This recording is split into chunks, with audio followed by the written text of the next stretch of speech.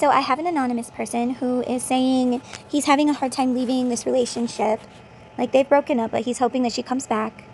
And she has children, so he's kind of with the stepchildren. So what I want to say to you, Anonymous, is if she is toxic, Anonymous, then you're probably just having withdrawals and going through detox. As when we are leaving a addictive relationship, we will go into detox and withdrawal, like anyone else that's going through detox and withdrawal, okay, from a drug.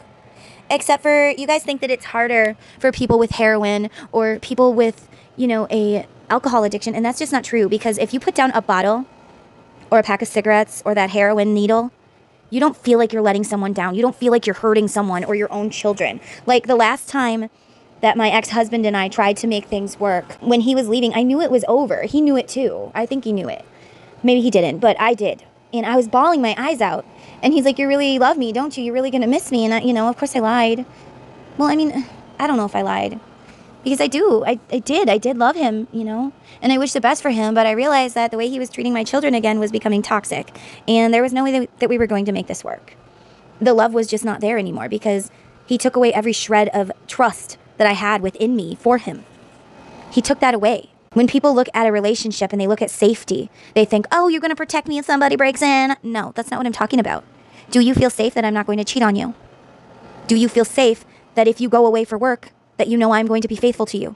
Do you feel safe that if someone breaks in, I'm going to protect you? Yeah, obviously, you do think about that stuff too, especially for a girl.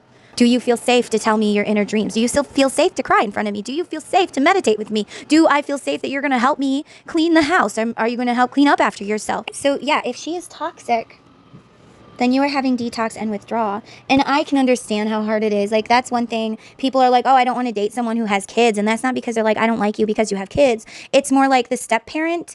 If they fall in love with your kids and you decide to divorce them, or you decide that, "Hey, you're no good for my life anymore, and we love your child like they are our own," that's a really hard thing, because not only do you lose, the parent, but you also lose that child. Because step parents, even if you're married, they don't have rights. They don't have rights to a stepchild, not unless they adopt them. So that's the thing, Anonymous. You have to decide if you're strong enough to walk away from her and the children, because most likely, if she is toxic, she is not going to allow you to be around the kids, because she does not care about the kids and she does not care about you. She cares about, what do you do for me? What do you provide for me? And if you're not providing something for me, then I don't really care about you or how you feel or what you want or anything like that. So I wish you the best of luck, Anonymous, and thank you for your question. If anybody else has a question and you would like me to talk about it on my podcast, shoot me a comment or an email at mamasabrina@yahoo.com. I look forward to talking with everybody soon. And if you like this podcast, please give it a like, share, subscribe, comment, because it will help me grow this channel and get this message out to more people that need it.